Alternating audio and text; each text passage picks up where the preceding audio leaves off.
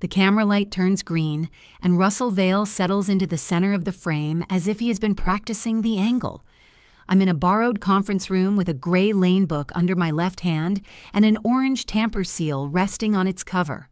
The HR director is beside me, close enough that I can smell her peppermint tea. "Good morning," I say. "As you know, HR has awarded the Director of Global Client Programs position to Russell. I'll be briefing him, then stepping aside. 18 months of my work reduced to one sentence." Russell smiles. "Thanks, Mara. I'm excited to—" "Stop," Annika Weiss says from Rotterdam. Her face fills one square on the screen. Behind her, the windows are black with rain. "We will not accept this handoff." Russell's smile stays in place. Only his eyes change. Anika looks directly into the camera. "Mara, please open the record for seal 4719. My fingers tighten on the book. 6 weeks earlier, I found Russell sitting in my chair. It was 8:07 on a Monday morning. The cleaning crew had left vacuum stripes in the hallway carpet, and the coffee in my travel mug was still hot enough to hurt. Russell had one ankle crossed over his knee and was turning my orange sample seal between his fingers. A brass nameplate sat at the front of my desk. Russell Vale, Director of Global Client Programs. For one disorienting second, I thought I had walked into the wrong office. Then I saw my gray lane book on the credenza, my raincoat on the hook, and the framed aerial photograph of our Columbus plant, hanging slightly crooked where it always hung. Russell looked up. "Morning." "That's my chair." He glanced down at it as if the chair had withheld that information. "Apparently, it's ergonomic." Apparently. The orange seal clicked softly against his wedding ring. I kept a handful of those seals near my keyboard for visitors. People understood tamper evidence better when they could feel the little metal jaw lock around the plastic stem. Russell held it up. "What's this one from?" "It's a sample. It has a number. They all have numbers." He smiled. Russell had an easy smile which was useful in a warehouse where somebody was always about to explain why a problem belonged to another department. "You really do track everything. Only the things that happen." That made him laugh. I hadn't meant it as a joke. Footsteps approached before either of us said anything else. Dana Mercer from HR came in carrying a leather folder and a paper cup with Steep Dreams printed on the side. Behind her was Evan Vale, CEO, founder's son, and Russell's older brother by 11 months. They didn't look much alike until they were unhappy. Then both of them developed the same narrow groove between their eyebrows. "Mara," Dana said too brightly. "Good, you're here." "I usually am." Her gaze flicked toward Russell, then the nameplate. "We wanted to speak before the department announcement." I set my travel mug down on the credenza because my hand had started shaking. Not much. Enough that I noticed. Evan shut the door. 6 days earlier, he had called me into his office and asked where I saw myself in 3 years. I had given him the careful answer people gave CEOs: building the European program, developing a proper client quality team, turning Nordvita from one account into a model we could repeat. He had nodded and said, "You've earned the chance to think bigger." I had gone home and for the first time since Peter moved out, opened the spreadsheet labeled House instead of avoiding it. The director's salary would let me refinance without draining what was left of my savings. I had allowed myself 20 minutes to imagine sleeping through the night. Now Dana opened her folder. "As part of the company's next phase," she began, "leadership has decided to consolidate global client programs under a director with broad operational oversight." "Russell," I said. Russell set the orange seal beside my keyboard. Evan stepped in. "He has scaled 2 domestic facilities, Mara. You know his record." I did. Russell had taken our Dayton warehouse from a place where cartons moved according to folklore to one of the cleanest operations in the company. He numbered workstations, cut overtime, and got 3 men named Gary to agree on a single way to condition gel packs. It was close to a miracle. "I know his record," I said. Dana folded her hands over the folder. "HR is awarding the promotion to Russell, effective today."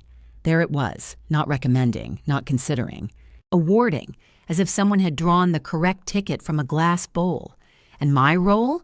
You'll retain your senior program manager title during the transition. During. We expect the handoff to take several weeks, Evan said. You'll brief him, then step aside. Russell stood, finally, but he didn't move away from the desk. I want this to be collaborative. Dana gave me a grateful look, as if he had offered first aid. I looked at the nameplate. My own nameplate was gone. It had been a cheap black plastic rectangle, but its absence bothered me more than the brass one. Where are my things being moved? Dana's mouth tightened. Facilities has prepared an office on the interior hall. The interior hall meant no window and a wall shared with the label printer. You moved my office before telling me. We wanted to minimize disruption. To whom? Evan let out a breath through his nose. Let's keep our focus on the business. That sentence had ended more conversations at Vale Thermal Systems than any fire alarm. I picked up the orange seal and slid it into my jacket pocket. Send me the transition scope in writing. Accounts, dates, decision rights, reporting line. Dana blinked. We can discuss those details. In writing. Mara, Evan said, I'm not refusing a transition. I'm asking what I'm being told to do. Russell leaned against the edge of my desk. I'm sure we can figure it out between us. That's generous. I'd still like it in writing. For the first time, his smile looked less automatic. Dana closed her folder. I'll draft something. Thank you. Evan opened the door. The meeting was over because he had physically made a hole for us to leave through. I collected my raincoat and the gray lane book. The book was thick enough now that its cloth spine had begun to fray. Russell watched me tuck it under my arm. Is that the Nord Vita Bible? He asked. It's the lane record. I've heard people call it the Bible. People call the break room refrigerator a biohazard. That doesn't make it one. His mouth twitched. He almost liked me when I was sharp. It was one of the more irritating things about him. My new office contained a metal desk, 2 guest chairs, and a filing cabinet that exhaled stale air when I opened it. Someone had placed my old black nameplate on top of the cabinet. The adhesive strip on the back had collected a gray fringe of dust. At 9 o'clock, the department gathered around the central pack-out table for the announcement. The table was stainless steel and scarred from years of box cutters. Luis Ortega stood across from me with his safety glasses pushed onto his head. Priya Shah arrived holding a customs release form and kept reading it while Dana spoke, which I suspected was deliberate. Evan announced Russell's promotion as part of a strategic alignment. Russell talked about scalability, repeatability, and unlocking the value already in the room. He was good at that kind of language. He made people feel included without promising them anything. Then he turned to me. Mara deserves enormous credit for bringing Nord Vita this far. Every face around the table shifted toward me. Nord Vita was not technically ours yet. We had a signed pilot and a conditional expansion worth more than every other client on my program combined. 18 months earlier, they had sent requests for proposals to 7 suppliers. We were the smallest company still standing after the first round. I had won them in pieces. First by admitting our standard container couldn't hold their required temperature through a winter customs delay in Warsaw. Then by redesigning the internal airflow with Luis instead of pretending a thicker gel pack solved everything. Then by taking a 2 a.m. call when a trial shipment sat in a bonded area at Schiphol because one broker had entered a product code with an extra 0. Annika had been silent for most of that call. When the shipment cleared, she asked me why I had stayed online when the customs broker was handling it. Because he kept saying probably, I told her. Annika had laughed once.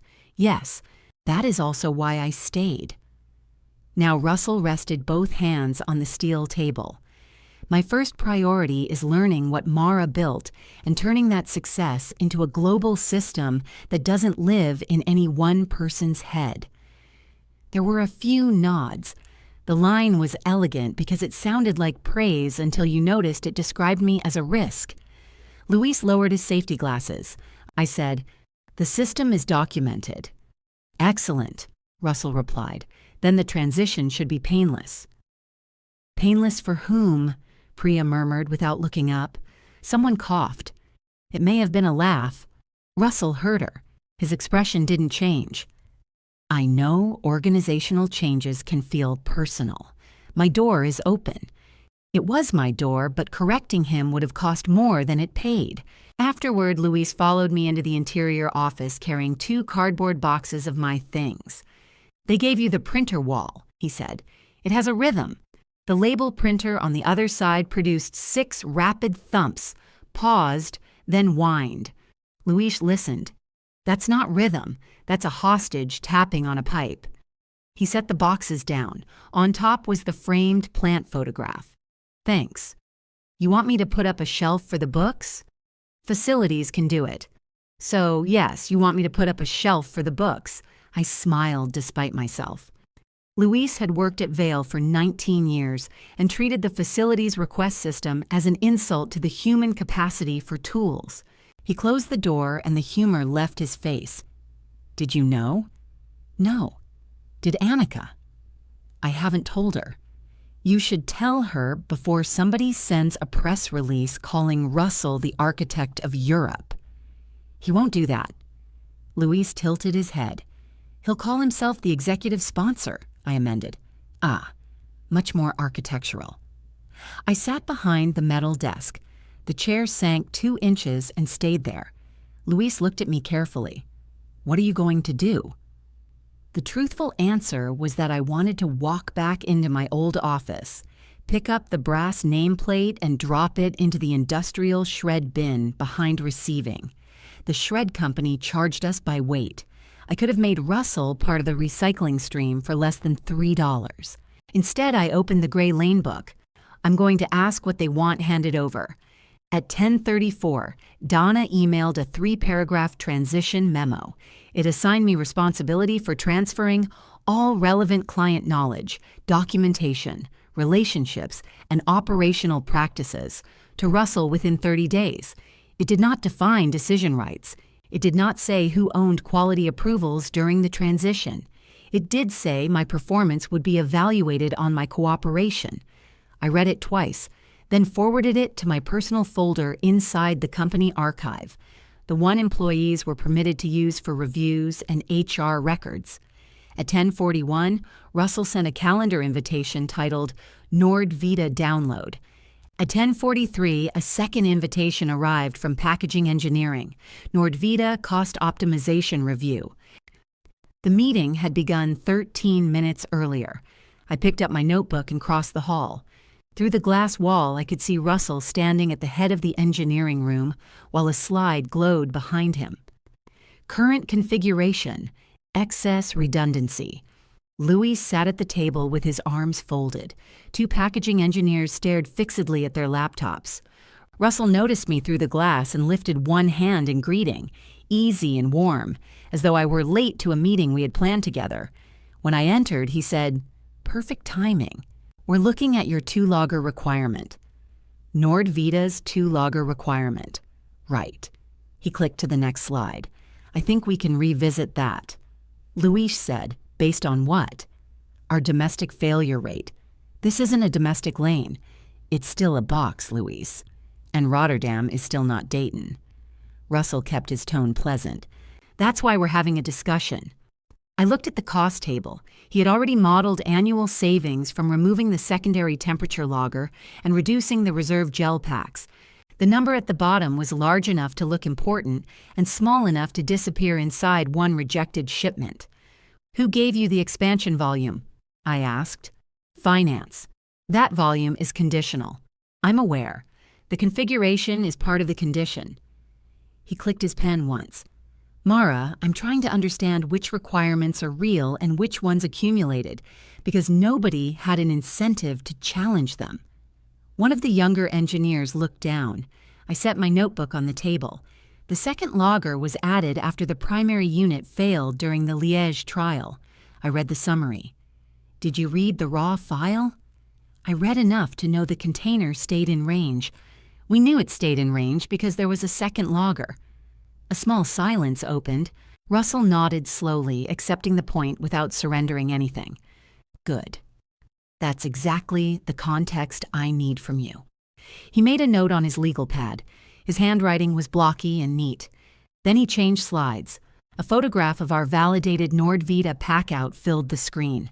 Someone had digitally circled the 2 reserve gel packs in red. "Let's talk about these," he said. I looked at the timestamp in the corner of the image. The photo had been taken during a winter lane test, 2 months before. Beneath the projected red circle, barely visible, was the orange seal threaded through the container latch, 4719. The number sent a faint pulse of recognition through me, but I couldn't place it yet. Russell looked around the room. If we're serious about scaling Europe, everything has to justify its place. I opened my notebook and wrote the seal number at the top of a clean page. Then I drew a box around it. The meeting ran another 40 minutes. Russell moved through the packout one component at a time, asking what each item cost, how long it took to install, and whether Nordvita had explicitly named it in the contract. He was methodical. That was what made him dangerous. A careless person could be corrected. Russell listened, summarized your correction in cleaner language, and then placed it in a column labeled Open Question. When he reached the reserve gel packs, I said, "Seal 4719 sat on the Rotterdam receiving dock for 14 hours. Why?" Customs released it at 4:12 p.m. local time. Nordvita's qualified courier arrived at 4. The receiving facility doesn't accept clinical materials after 6 without an exception. By the time the broker corrected the release notice, the courier had left. And the packs kept it in range. They gave us the margin to keep it in range. Russell tapped his pen against the table. So they're insurance. So is the roof. One of the younger engineers made a noise that he turned into a throat clearing. Russell looked at me. A roof protects against a likely event. Customs delays are likely events. 14-hour ones? Priya appeared in the doorway, still carrying the release form from the morning announcement. Depends which airport and whether anybody has typed a comma where Europe expected a decimal. Russell turned. Were you invited? No. I heard customs being described as unlikely and came to defend its reputation. Luis looked down at the table, shoulders moving once. Priya walked to the screen and pointed at the pack-out photo. That container was released correctly. The broker sent the notice to the wrong courier mailbox. We changed the distribution list afterward. Then the same delay shouldn't happen again, Russell said. The exact same delay? Probably not. A delay? Absolutely. He nodded and wrote something else on his legal pad. Good. I want the airport failure modes by frequency. Priya glanced at me. I can pull them, she said. By Wednesday? I can pull the numbers by Wednesday. If you want them to mean something, Friday. Russell smiled. Thursday. Priya smiled back. Friday. He let that one go. By the end of the meeting, he had assigned 6 follow-ups, 3 to people who had not been included on the original invitation. He also found a duplicated conditioning charge in our cost model that finance had missed for 9 months. It was a real mistake. Fixing it would save nearly $60,000 during the expansion. Luis stared at the spreadsheet, irritated on principle. Russell capped his pen. This is what I mean. We don't have to choose between quality and discipline. He looked at me when he said it. After everyone left, I carried the gray lane book back to my new office. The printer behind the wall began its trapped animal sequence. Seal 4719 was on page 184. I had written the entry in blue ink during the January trial. Pack-out temperature, conditioning batch, both logger IDs, the customs release time, the courier's missed pickup, the receiving exception Annika secured, the temperature readings at delivery. Taped to the page was the narrow receipt from the Rotterdam loading dock, printed on paper that was already fading. At the bottom, I had written, Reserve packs retain due dock delay exposure, Nordvita concurrence, A. Weiss, January 19th. It wasn't a formal approval. The formal approval lived in the validation report. The note reminded me why the formal sentence existed. My phone buzzed with a message from Peter. The bank sent another envelope here. Want me to drop it off? I looked at the words until the screen dimmed. Peter's apartment was 12 minutes from the house we had bought together and 40 minutes from his new job. He still received the important mail because changing an address apparently required a level of commitment he had not brought to our divorce. "Leave it in the mailbox," I wrote. After a moment, he replied, "You okay?" The question irritated me more than if he hadn't asked. Fine. I opened Dana's transition memo and added comments in the margin. Who holds approval authority during transition? Does all relevant client knowledge include confidential HR communications? Who determines completion? What role follows transition? I sent it back at 12:16. At 12:18, Russell appeared in my doorway carrying 2 sandwiches wrapped in brown paper. "I guess turkey," he said. "I brought lunch." He looked at the unopened yogurt beside my keyboard. "I can see that." He placed 1 sandwich on my desk anyway and took the guest chair. It squealed under him. "Your old chair didn't do that." My old chair had depth. So does this one, mostly downward. I waited. He set his legal pad on one knee. "I know this morning was rough." That's a versatile word. It wasn't my decision to handle the office move that way. "But you sat in the chair." He rubbed his thumb along the edge of the legal pad. "Dana told me to wait there." "And the nameplate forced you to stay?" A flash of annoyance crossed his face, then disappeared. Fair. Russell could take a hit when he decided taking it served him. That had made him good with warehouse supervisors who distrusted his last name. He leaned forward. "Evan needs the European program to look scalable before the review." The review. "The investors coming in next quarter." "I know what review you mean. I didn't know Nordvita had become its costume." "It's not a costume. It's proof we can grow beyond custom projects." Nordvita is a custom project. Today, they chose us because we treated their requirements as specific. They chose you because you were responsive. I'm not taking that away from you. You took my title. His eyes dropped for half a second. The title was never yours. The printer thumped 6 times behind the wall. Russell winced. That came out badly. It came out accurately. I mean, it wasn't formally promised. Evan asked me to build the role. He asked me to draft the job description. I didn't know that. I believed him, which did not help. He looked toward the framed plant photo, now leaning against my filing cabinet because I had no shelf.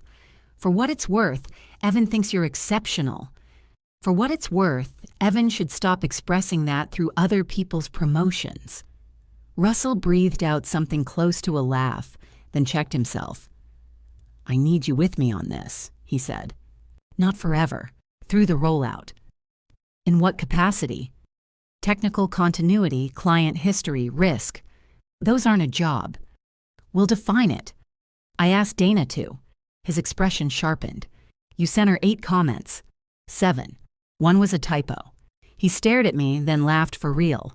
For 3 seconds, we were 2 competent people trapped inside an absurd office. Then he stood.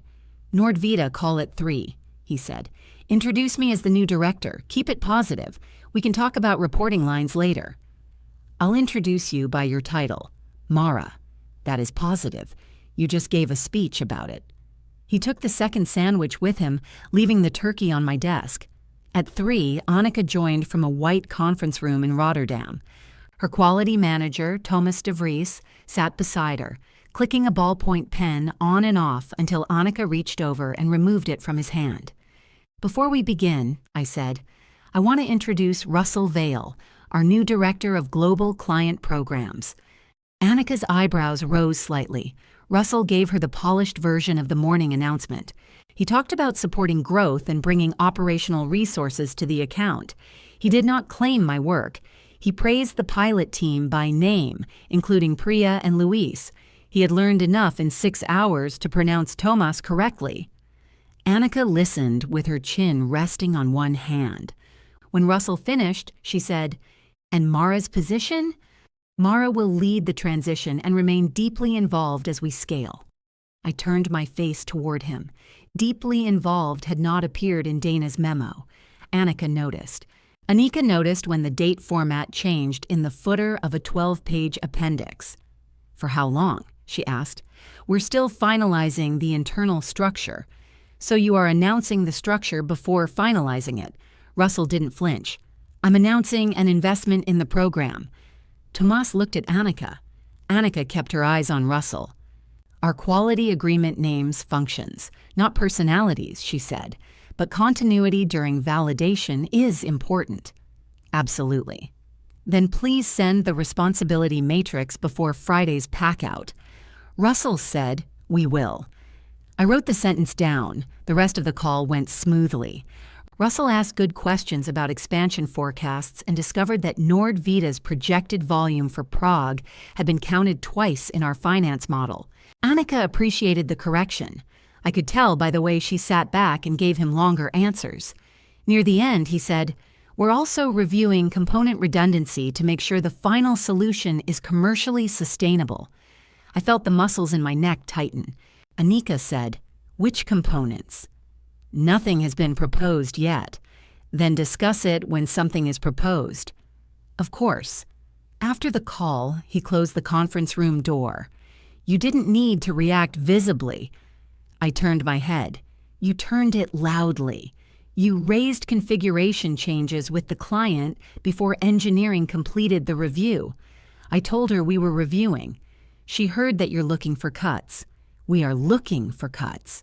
"Then don't ask me to make it sound like an investment." His jaw shifted. "I'm not asking you to lie." "Good." "I'm asking you to act like a member of the leadership team." I looked at him. He seemed to hear it then, the title implied by the sentence, the title he had received that morning. Russell picked up his legal pad. "Send me the current responsibility matrix by noon tomorrow. Dana is defining my responsibilities. I mean the client matrix." "I know what you mean." "Then why make everything harder?"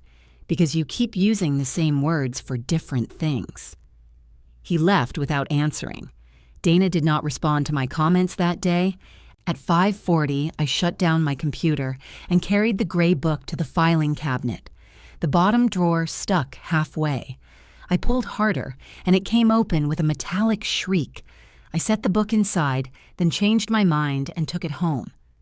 The house was dark, except for the stove clock and the small lamp Peter had forgotten to pack from the living room. His envelope from the bank sat in the mailbox with my name handwritten across it. Inside was the estimate for refinancing the mortgage on one salary. I put it face down on the kitchen counter and ate Russell's turkey sandwich over the sink. It was from the expensive deli across from the plant, with cranberry mustard I didn't like. Halfway through, I realized I was starving. The next morning, the old black nameplate had fallen off the filing cabinet. I found it behind the trash can and put it in my desk drawer. At 9:15, I sent Russell the responsibility matrix with every approval owner linked to the applicable section of the quality agreement. At 9:22, he replied, "Too complicated. Simplify to one page." At 9:24, I wrote, "The client version is one page. The supporting controls are linked." At 9:31, a meeting disappeared from my calendar. Packaging engineering, Nordvita configuration. Luis messaged me a minute later. "Did you decline this?" "No." He responded with a photograph of the meeting invitation. My name was missing. Russell's assistant had replaced me with program transition support, a shared mailbox nobody monitored. I walked to Russell's office, my former office. The door was open. He was on the phone speaking quickly about labor utilization at the Dayton facility. He raised one finger when he saw me, finished the call, and gestured to the chair across from him. I stayed standing. "You removed me from the configuration review. I reduced attendance. You added a dead mailbox in my place. It's for transition documentation. It doesn't attend meetings. No, it retains records. The person who understands the records should attend." He rested both palms on the desk. "You're making yourself the gate. I'm telling you a gate is there, and I'm telling you I can see it." He turned his monitor toward me. On the screen was a revised pack-out sheet for Friday's Nordvita shipment. The secondary logger was gone. So were the two reserve gel packs. At the bottom, under authorization, were Russell's initials. "I approved a controlled comparison," he said. "Same route, reduced configuration. We collect the data and settle the question." Nordvita didn't approve a comparison. It's a non-validation support shipment. It carries their reagent, non-clinical reagent. The quality agreement doesn't distinguish. Then maybe the agreement needs to. He said it calmly, almost kindly, as though I had just identified an outdated paragraph he could fix. I looked at the ship date. Friday. The same pack-out Annika had mentioned on the call. You told her nothing had been proposed. At that moment, nothing had. And now I'm proposing that we learn something.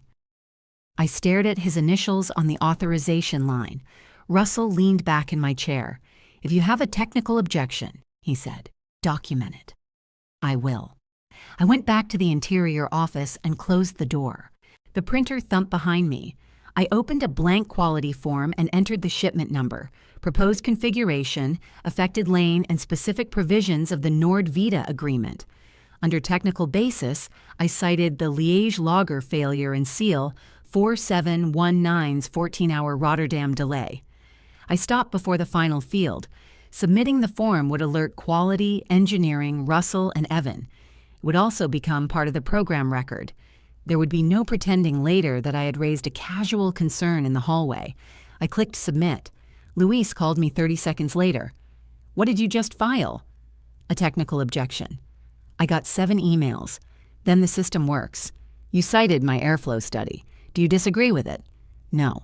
I just enjoy warning before becoming evidence." "Sorry." He lowered his voice. "He's in the engineering room asking who can sign the conditioning release. You normally sign it. I normally sign configurations. Engineering validated. Then don't sign it." That was my thought, but mine had more profanity. At noon, Evan summoned me to his office. Russell was there, along with Dana and Celeste Warren, our quality director. Celeste had been at Vale longer than either brother and wore reading glasses on a chain because she misplaced any pair not physically attached to her. My objection was printed on the table. Evan tapped it with one finger. "This language is excessive. It's the standard form. You categorize the shipment as a client-governed configuration change. That's what it is. It's a support shipment," Russell said. "Non-clinical material, no patient exposure." Celeste lifted her glasses. "Patient exposure isn't the only issue. The agreement governs material shipped under the pilot." Russell turned to her. "Can we run a comparison without calling it validation?" "We can run anything we want in our own lab. Once it enters Nordvita's custody, their agreement applies." I kept my face still. Evan noticed anyway. "This is not a victory, Mara." "I didn't say it was." "You didn't need to." Dana folded her hands. "The concern is the way you're engaging with the transition." I use the quality process. Immediately. The shipment is Friday. You could have given Russell time to respond. He told me to document my objection. Russell looked at the table. Celeste put on her glasses and read the authorization line. "This cannot ship as written. We need Nordvita approval or the validated configuration." Evan pushed his chair back. "Fine, use the current configuration Friday. Russell can develop a comparison protocol for the next shipment." Russell nodded once. He did not argue with Evan in front of other people. That was one of the family rules no handbook mentioned. When I returned to my office, the turkey sandwich wrapper was still in the trash. I tied the bag shut and carried it to the haul bin. Friday's shipment left with 2 loggers and the reserve packs. Its seal number was 4883. It arrived in range. Russell spent the following week building a comparison protocol. It was good work. He separated product risk from commercial risk, added acceptance thresholds, and persuaded finance to stop using projected expansion volume as if it were guaranteed revenue. Luis came into my office after the second review and leaned against the filing cabinet. "I hate that his protocol is decent." "You don't hate it." "I'd like to." "Did he keep the secondary logger?" "For the trial, yes." "And the reserve packs?" "1 set full configuration, 1 reduced. Then review the data. Louis picked up my fallen nameplate from the drawer where I'd left it and wiped a thumb across the plastic. "You going to put this back up?" "Where?" He looked at the door. The printer started behind the wall. We waited through the 6 thumps and the whine. "Maybe not," he said. Nordvita approved the controlled comparison after Celeste sent the protocol through formal change control. Anika added one condition. Both containers would travel on the same flight and use independent loggers. Russell accepted it without complaint. The results favored him. Both configurations stayed comfortably in range. The reduced pack-out was lighter, faster to assemble, and cheaper.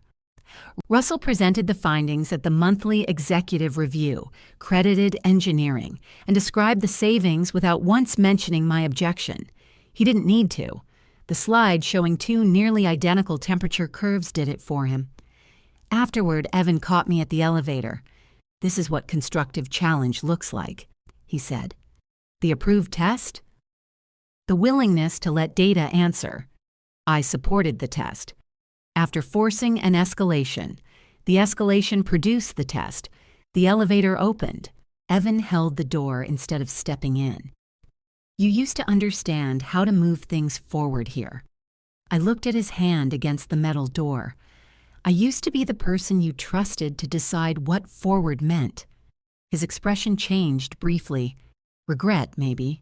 Then the doors tried to close, bumped his arm, and opened again.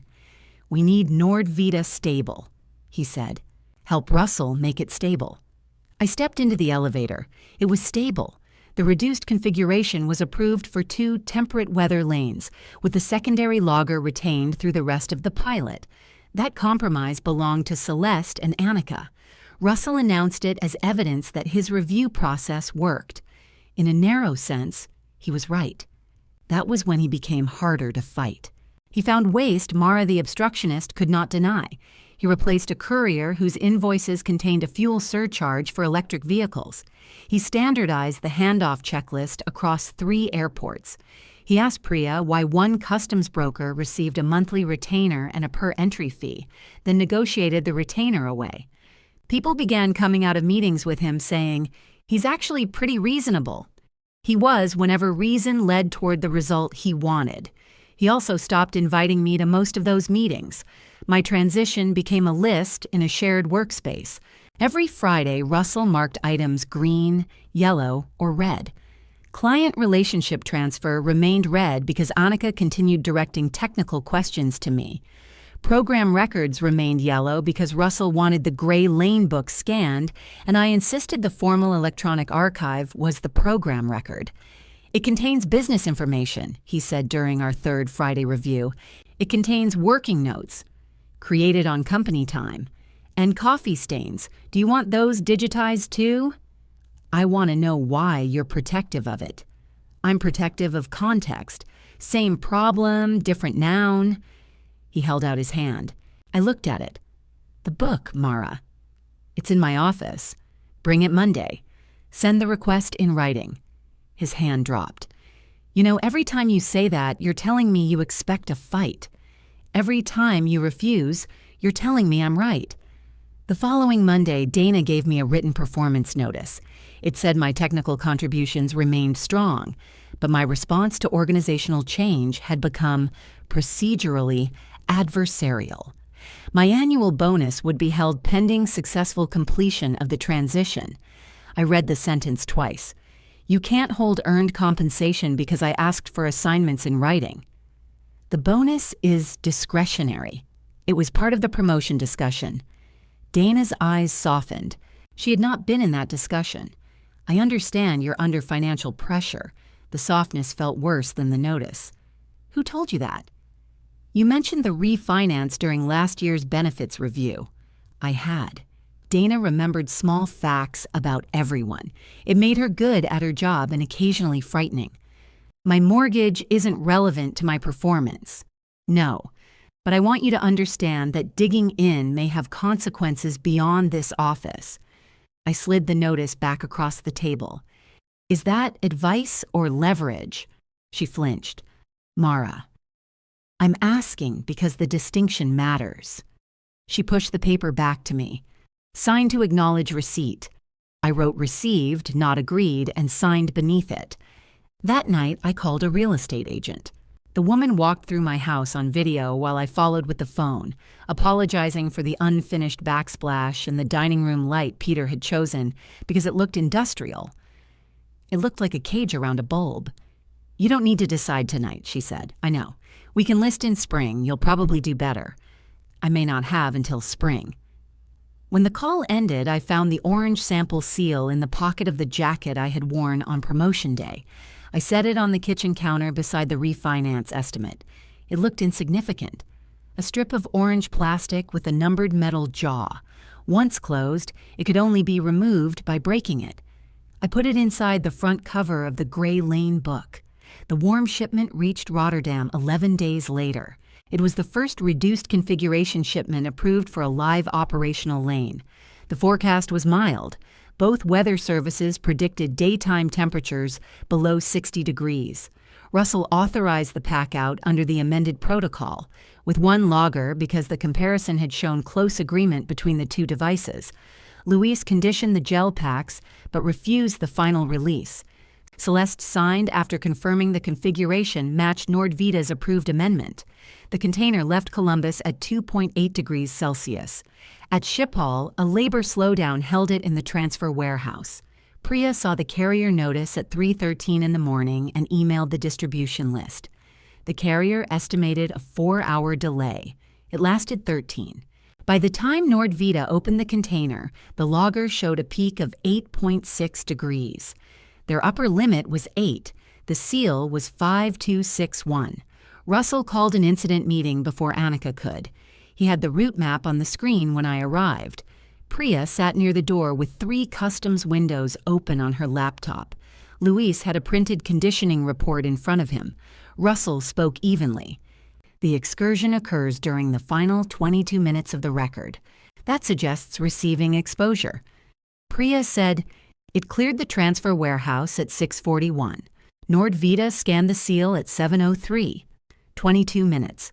Driving time is 14 on an empty road." Was it an empty road? It was Rotterdam at 7 in the morning. Russell looked at Luis. "Any conditioning variance?" Batch was in range. "How far in range?"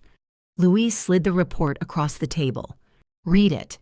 I opened my Gray Lane book to seal 4719. Same transfer warehouse. Same 13 to 14-hour delay window. Earlier winter conditions, though not dramatically colder inside the facility. Full reserve configuration. No excursion. Russell saw the page. "Those aren't comparable events," he said. "They're the closest operational comparison we have. The external temperatures differ. So do the configurations." He turned to Celeste.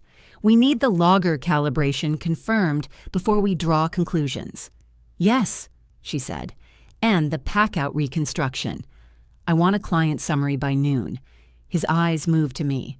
"Mara can draft the history section." "I'll provide the records," I said. "I need more than records. I need a narrative that explains why this does not invalidate the amendment." "That depends on what the reconstruction shows. We know there was an extraordinary carrier delay. We designed for delays. We designed for reasonable delays." Priya spoke without looking up. 13 hours is the 4th longest transfer delay on that lane this year. Russell's face tightened. "That would have been useful in the frequency report." It was in the frequency report. The room went quiet. He recovered quickly. "Then we'll include it."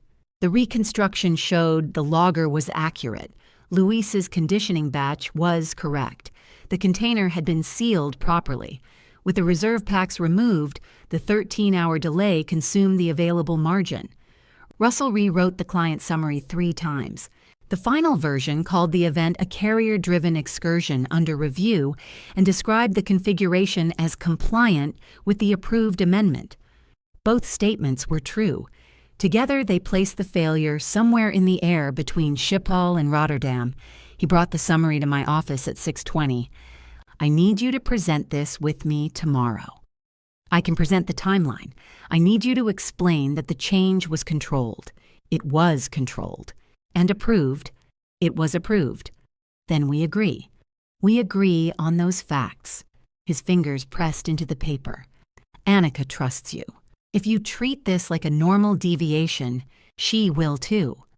It isn't normal for Nordvita. Because of 0.6 degrees? Because we removed the margin after their own delay. History showed they needed it. We ran the trial. In ordinary transit. So what do you propose? Build every container for the worst day in airport history. I propose restoring the reserve packs on this lane and reviewing the rest against actual delay frequency. That wipes out half the projected savings. Then half the projected savings weren't real.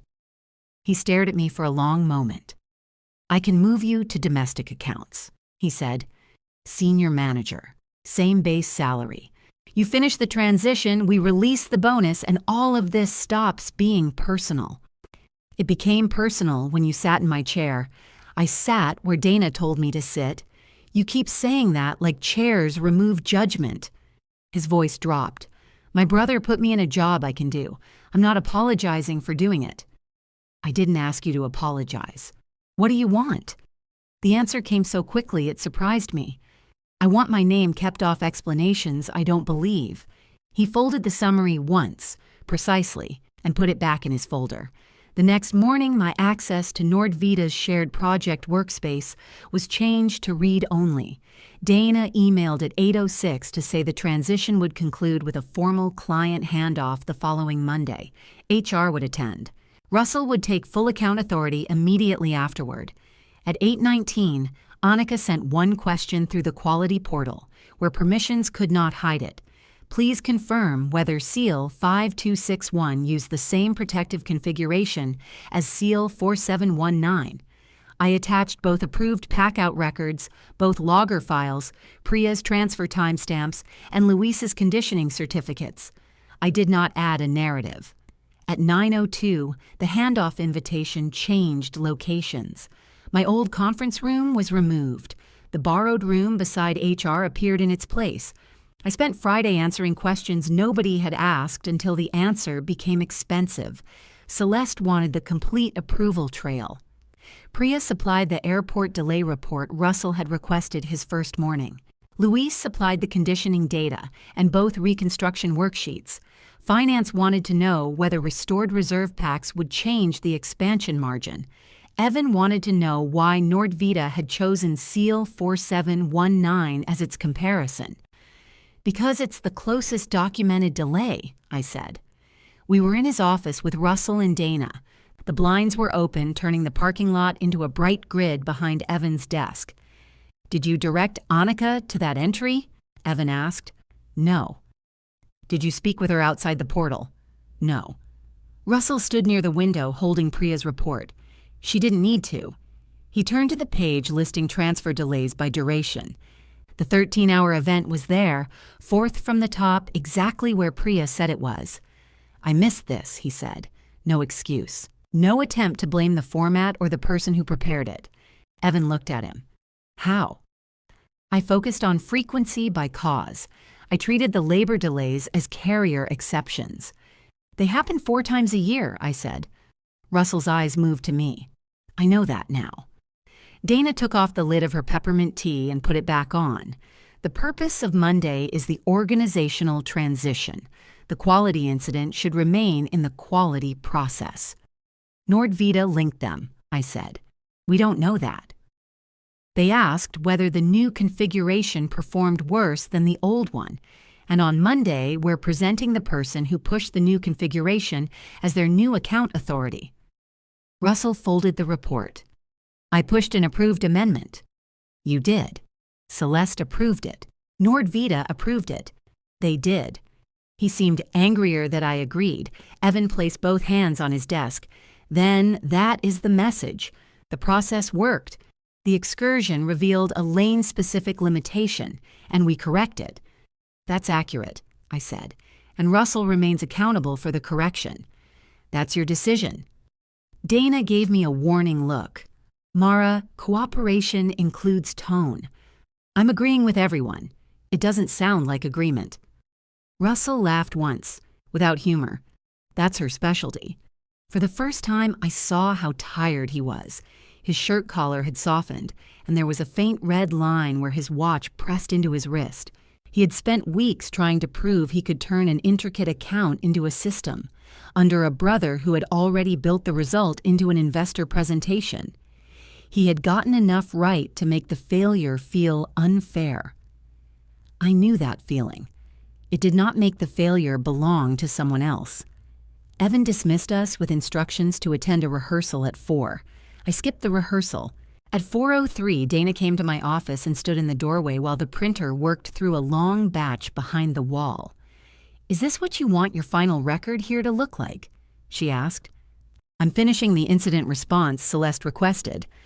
The rehearsal was mandatory. Celeste's response was due at 4. "You could have told me." I declined the invitation with that explanation. Dana crossed her arms. "You're very good at technically complying." "I learned from the transition memo."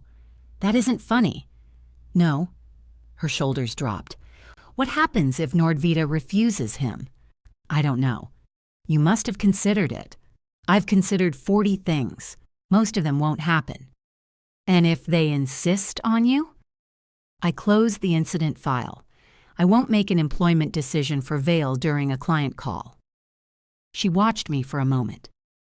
"What decision would you make afterward?" "That depends on whether anyone asks me a real question." At home, I took photographs of the kitchen for the real estate agent. The industrial light threw cage-shaped shadows onto the ceiling. I texted Peter and asked whether he wanted it. He called instead. "Are you selling the house?" "I'm considering it." "Because of the refinance?" "Because I don't know where I'll be working in 3 months." He was quiet. "I can help with the payment," he said. The offer was kind, late and unbearable. "No." "Mara, you don't have to turn everything into a test." I didn't. "It feels like one." "That's because you're waiting to see if I'll say yes." He breathed into the phone. "Do you want me to take the light?" "Please." "Okay." Before bed, I put the gray Lane book in my work bag.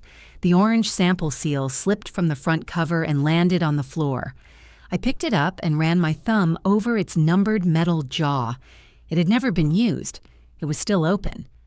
I tucked it back inside.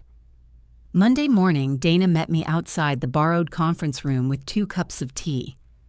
"One is for you," she said. "I don't like peppermint." "I thought everyone liked peppermint." "That's how peppermint gets away with so much." She almost smiled. Inside, Russell had arranged the chairs so he sat closest to the camera. Evan would join from his office. Celeste was in the quality room with Luis and Priya in case technical questions arose. I placed the gray Lane book on the table and set the orange seal on its cover. Dana watched me. "They have the electronic records." "I know." "Then why bring that?" Annika may ask for context. At 9, the camera light turned green. I gave the introduction HR had written. I stated Russell's new title, acknowledged the transition, and said I would step aside after briefing him. My voice sounded calm even to me. Russell thanked me and leaned toward the camera. "Stop," Annika said.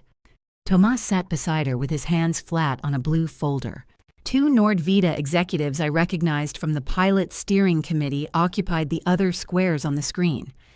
"We will not accept this handoff," Annika said. Russell's eyes changed, but his smile held.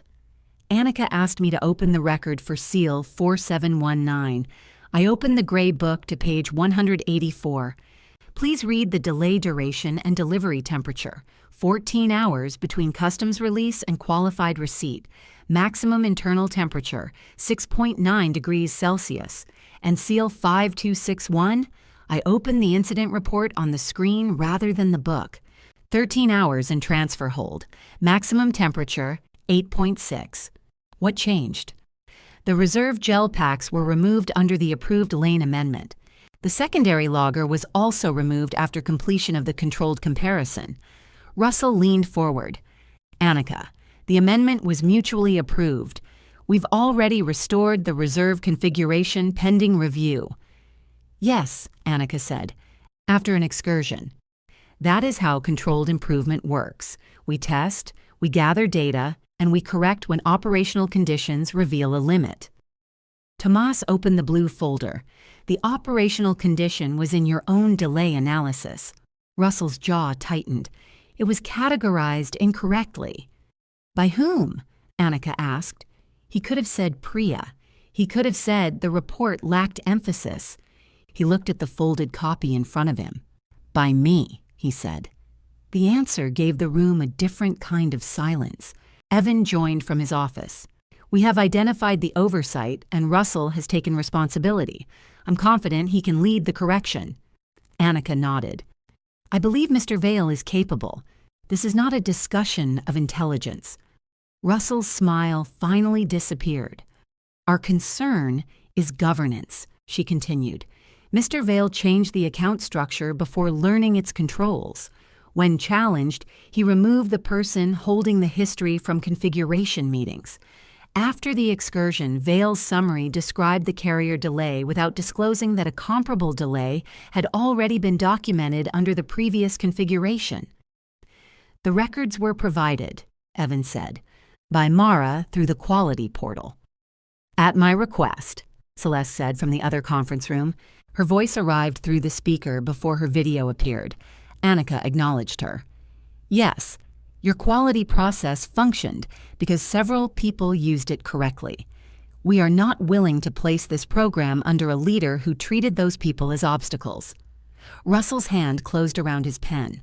What exactly are you requesting? He asked. A qualified program structure, clear separation between commercial targets and quality authority, and a transition we approve after the current incident is closed. Are you requiring Mara as key personnel?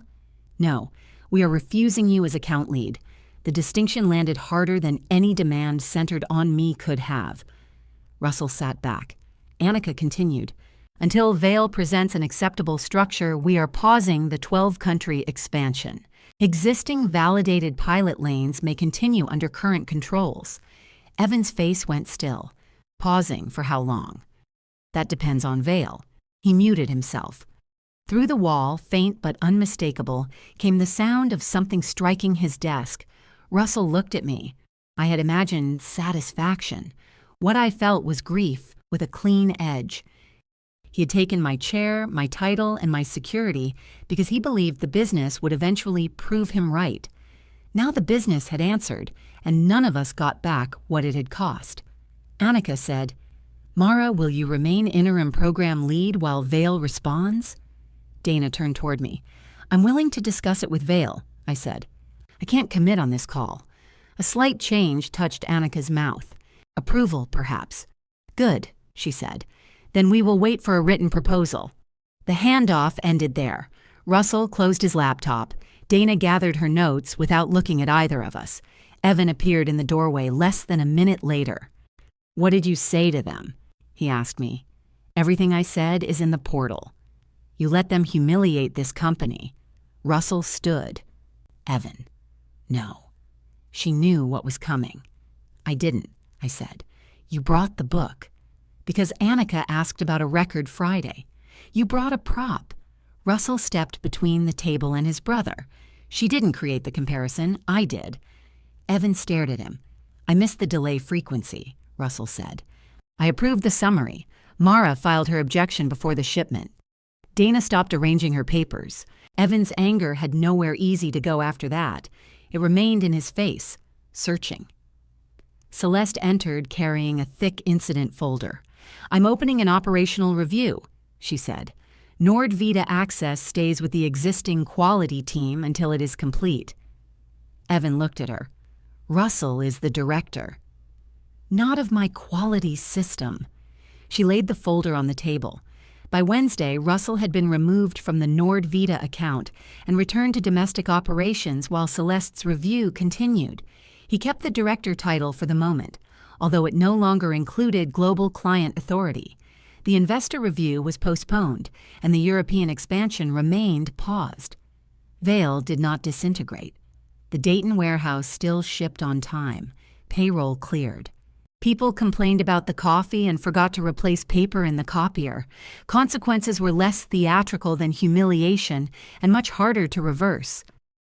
Evan offered me the Director of European Programs position Thursday afternoon. The salary was higher than the one I had expected 6 weeks earlier. I read the offer and set it down. Who do I report to? Me? Quality authority? Celeste retains it? Client decisions? You'll own them. In writing? His mouth tightened. Yes. And my withheld bonus? Released. Back pay from the date you assigned me director-level responsibilities. We can discuss that. We're discussing it. He looked out at the parking lot. What else? A defined stabilization period, 90 days. After that, a paid transition and separation. He turned back. You're leaving. Yes. Then why give you the title? Because I already did the job.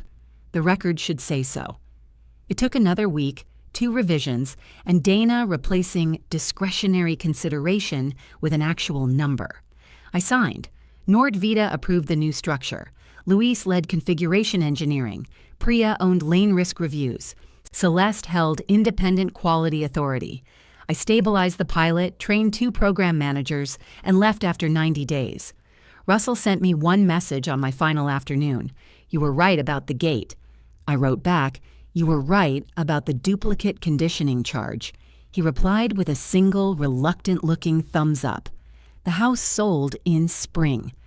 Peter took the industrial light. I let him. A month later, I joined a smaller logistics consortium whose carriers had handled 2 of the Nordvita pilot lanes. The office was plain, the title was accurate, and my authority fit on one page with the supporting controls linked beneath it. On my first morning, I set the gray lane book on the desk. The orange seal rested inside the cover, still open.